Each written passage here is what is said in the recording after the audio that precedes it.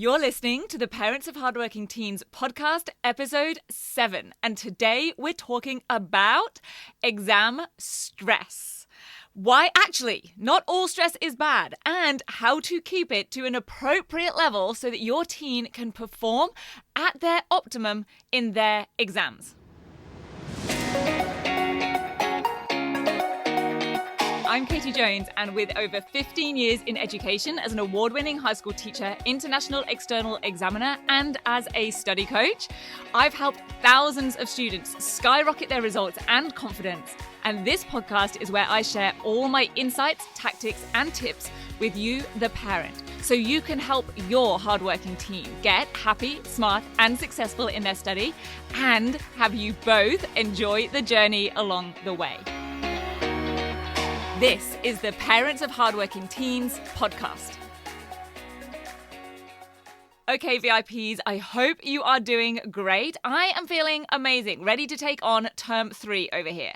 I met up with 2 friends yesterday, and you know how you have some friends that you just feel so energized after you've caught up with them? Well, that is me right now. I had a double dose of that. They were separate friends, and I met up with them separately yesterday. So I am feeling very excited to be with you right now in your earbuds or on your speakers, and to be honest, I really felt like I couldn't go much further through a podcast for parents of hardworking teens than episode 7 without talking about exam stress. Because in my experience, this is one of those things that really hasn't changed so much over the years. Now, there is definitely a lot more talk and awareness these days around stress, mental health, and anxiety for teenagers, but in my experience from back when I was a student and now as a teacher, as a study coach, the things that are stressing students out, the causes of their stress when it comes to exams, I think are pretty much the same as they were when I was a student.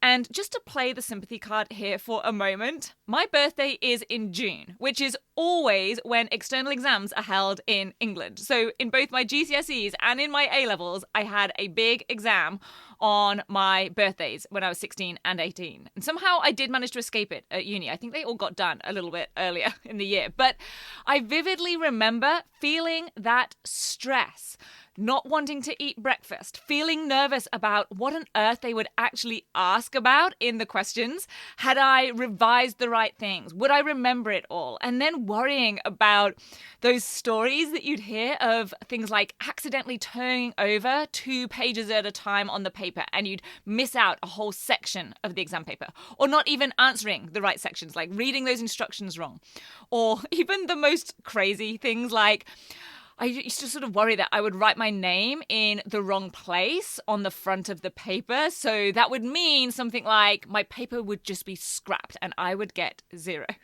And I think a lot of us have these sorts of things run through our minds, the more logical ones or sometimes the less logical. And so I think we all do know and accept that this is totally normal. Now, I am definitely not any counselor. I don't have any psychology training. I don't have any specialist training in student well-being. So everything that I'm sharing is based on my experience, observations, my own research, ongoing training and professional development as a high school teacher, working with exam boards, having worked between the UK and Australia for over 16 years. And from that, I think the first thing that it's important to remember is that feeling stressed for exams is normal. It is okay to be feeling stressed. And I like to reassure students that it actually just means they're a totally normal human being. Because I think otherwise, that can almost add to the stress. It's like on top of the stress that they're feeling, when they worry about the fact that they're feeling stressed and think that it's a problem, and they're like, oh my goodness, I'm feeling really stressed. It's like there's another layer of stress added on top. So first off, I just want to remove that layer that they might be adding on for themselves. And I also want them to know that the right levels of stress can actually be beneficial.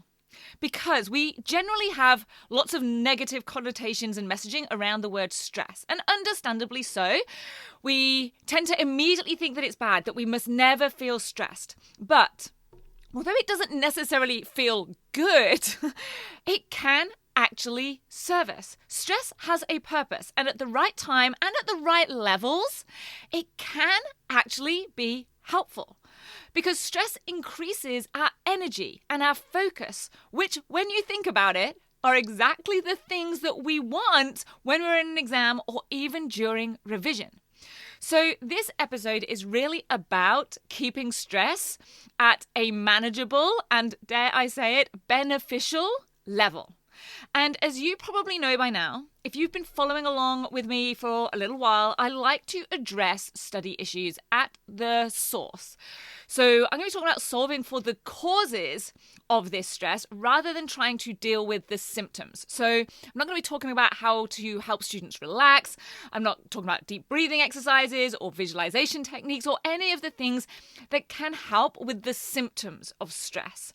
Not that those aren't useful, but what I really want to do is help students to not actually get to the point of really needing those. My preferred option is to help your teen become skilled and confident in their study and exams so that they are calm and in control, even if a little nervous, and feel confident even if they don't know what the questions are going to be on the exam paper.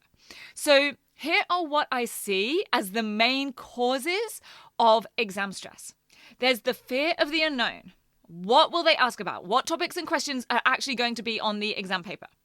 Then there is the uncertainty. How do I answer the question? What do the markers actually want me to write? Then there's the time pressure. Both that time pressure in the exam hall, the actual timing of the exam, and also the time pressure in their exam prep and their revision. Very often, they feel like they don't have enough time to cover everything they want to. And of course, there's that pressure that they feel in terms of the consequences of their exam results. What they might personally make that result mean about themselves, what they perceive others will think of them, whether it's their peers or their teachers or their family, or what those consequences are for their next steps. Maybe it's their subject selection, what classes they'll be in, or, of course, their university entry. Does that depend on it? And yes, there are many routes into different courses and careers these days, but let's still acknowledge that certain results can either speed that up or open up more options. And you know that if you've listened to episode 3, that as well as there being the option of us helping students recognize that their results do not define them and having all of their available pathways to whatever they want for their future, we also have the option of helping them rise up to meet their goals, their expectations for themselves. And that's what I am here to help you with. So talking of episode 3, if you haven't already listened to that, definitely go back and do that, because the insights and the strategies that I share in there, like the 3 exam performance killers and what exams are really testing, will definitely be a huge help alongside this one. So given that your hardworking teen does feel some degree of pressure, and there may well be things that do hinge on their results, we want to reduce those other causes of stress as much as possible. And that is totally doable. And I think probably the most significant cause of exam stress is that first one on the list, the fear of the unknown. Not knowing exactly what topics they're going to ask about, what will actually be on that exam paper. And the reason I think this is the biggest one is because when I did some research about study stress, I found that psychologists state that the key cause of stress in life in general is not feeling in control.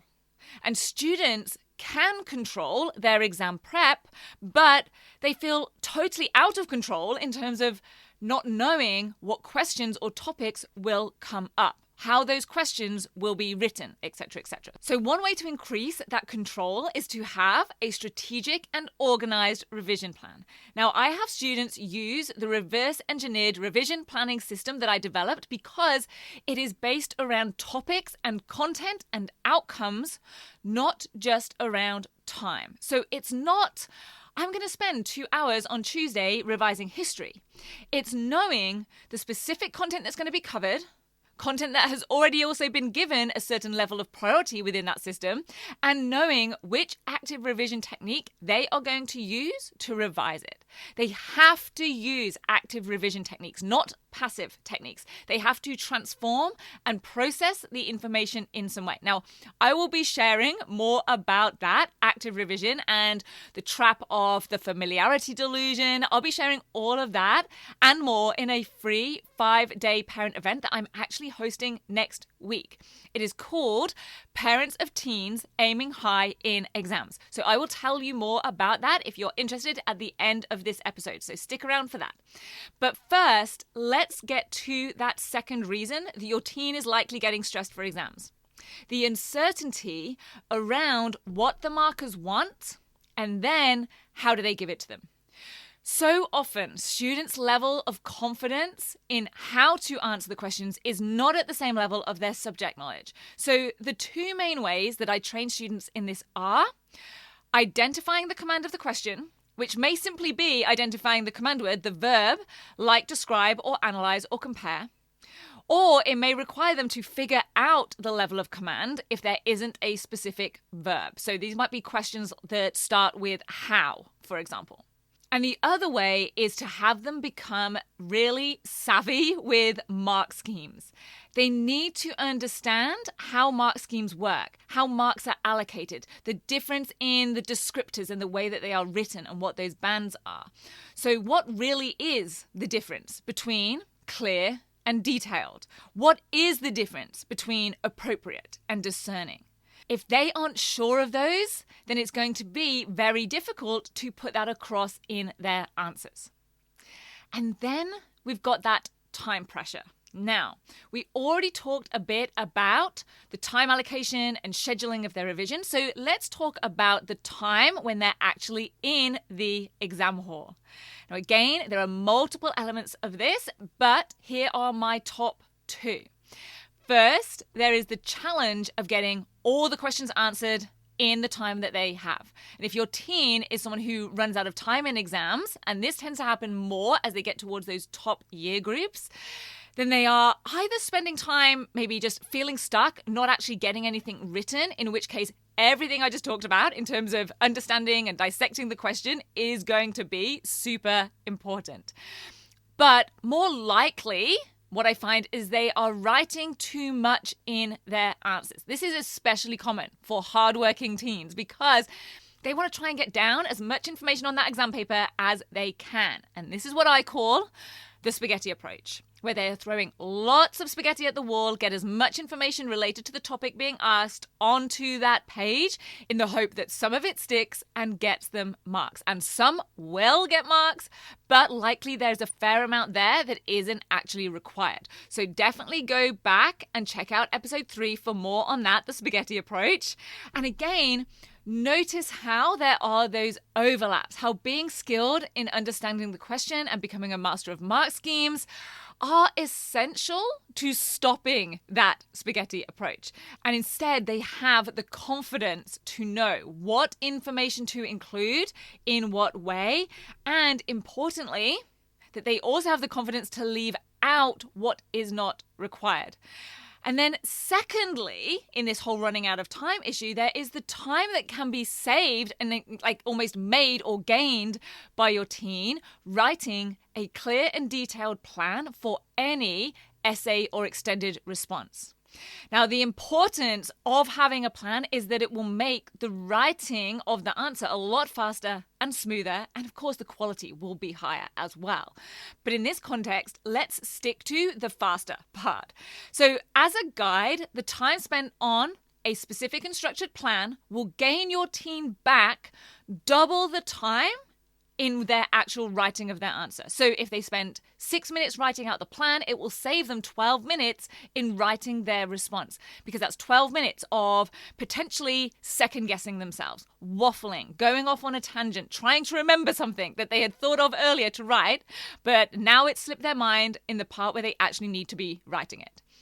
But committing to writing a clear and detailed plan is challenging because in exam conditions, they do not feel like there is time to make a plan, especially if there's someone who runs out of time in exams, which is why one of the exercises we did in Essays Bootcamp that I recently ran for my next level coaching students was making quickfire plans for unseen essay exam questions for all different topics and subjects that I put up and they responded to.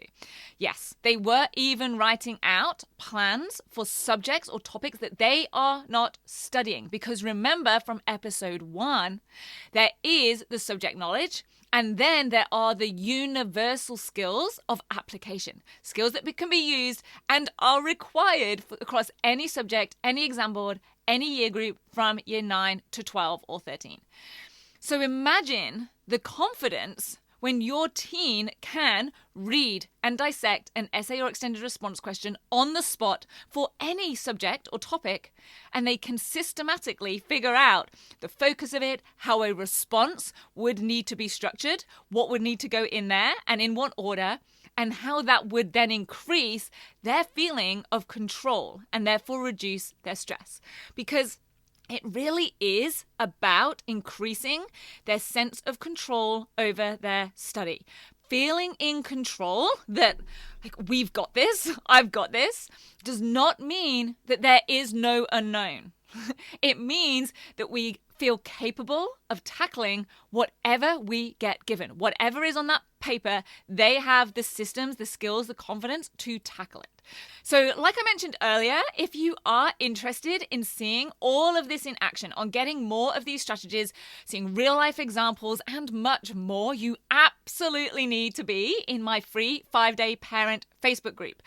Parents of teens aiming high in exams. We officially start on Monday, 18th of July, but I will be opening up the group a few days earlier so that you can get in, download the action guide I've made for it, and also get in with the chance of winning one of the prizes I've got in store for you there too. Now, if you are not on Facebook, no worries. We also have set up a homeroom, aka a private webpage, where we will be posting all of the recordings of the live sessions and the masterclass that I'm going to be running. So just opt in to join the group and you will get that link to the homeroom in your confirmation email. But if you're on Facebook, definitely get in there because that's where all of the juicy goodness will be happening. I'll be sharing the invitation on the Rock Solid Study Facebook page, and I will be personally sending it out to everyone on my email list as well. First invite is going out the morning of Friday, 15th of July. And once you are in, you are welcome to invite any family or friends as well. So hopefully I will see you in there at the weekend. And in the meantime, have a brilliant rest of your week, and I'll see you back here soon. Thank you so much for listening. Make sure you head on over to www.rocksolidstudy.com and sign up for my free parent guide. The 3 huge mistakes even smart students make in exams and assignments and how to fix them immediately. And I'll see you back here next week.